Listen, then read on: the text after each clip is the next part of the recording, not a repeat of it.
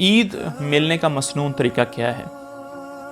تمام صحابہ کرام سے اور تابعین سے اور فقہاء سے اور جتنے بھی ہمارے بڑے بزرگ ہیں، وہ جب کسی سے عید کی نماز ملتے تھے تو مبارکباد تو دیتے تھے، کیونکہ اسلام کے اندر خوشی منانا جو اس کی اجازت ہو، جس میں اللہ کی نافرمانی نہ ہو، تو جائز ہے۔ تو صحابہ جو تھے وہ آپس میں جب عید کی نماز ملتے تھے تو وہ ایک دوسرے کو یہ دعا دیتے تھے، تقبل اللہ منا و منکم صالح الاعمال، کہ اللہ پاک میرے اور آپ کے جو نیک اعمال ہیں ان کو قبول کرے۔ اور یہ اتنی بڑی دعا ہے، اتنی عظیم دعا ہے، اگر یہ قبول ہو جائے تو انسان کی صحیح عید تب ہی شروع ہوتی ہے کہ جب اللہ پاک میرے اور آپ کے وہ اعمال جو ہم نے رمضان میں کیے ہیں یا غیر رمضان میں کیے ہیں، اگر وہ قبول ہو جائیں گے تبھی تو ہماری عید بنے گی،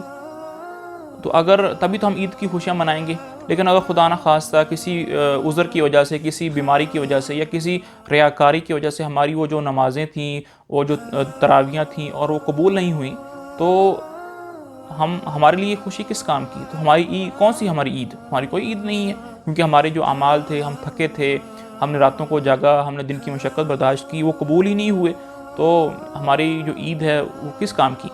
تو اس لیے سب سے مسنون طریقہ عید منانے کا یہی ہے کہ جب بھی ہم کسی سے عید ملیں، ملاقات ہو، تو ہم اس کو تقبل اللہ منا و منکم صالح الاعمال یہ دعا دیں، اور یہ عید ملنے کا مسنون طریقہ ہے۔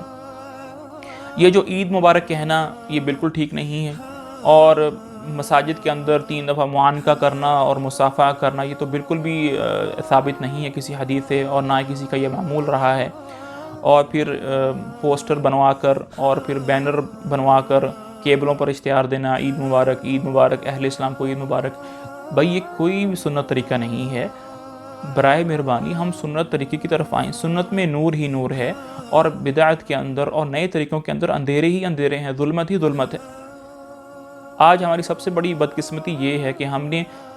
سنت طریقوں کو ہم بھول گئے ہیں اور بدعت کے طریقوں کو ہم نے اختیار کر لیا ہے۔ تو جب بھی آپ کسی سے عید ملیں، کسی سے ملاقات ہو، تو بجائے عید مبارک کہنا اور کسی کا ماتھا چومنا، جو بھی اپنے اپنے علاقے کے رواج ہیں، ان رواجوں سے نکلیں ہم، اور جو مسنون طریقہ ہے، جو صحابہ کا طریقہ ہے، اس کے طریقے پر آئیں اور یہ دعا دیں، تقبل اللہ منا و منکم صالح الاعمال۔ اللہ پاک ہمیں سنت پر چلنے کی توفیق دے اور نئے طریقے اور بدعات سے بچنے کی توفیق دے۔ ھذا وصلی اللہ علی نبینا محمد وعلی آلہ وصحبہ اجمعین۔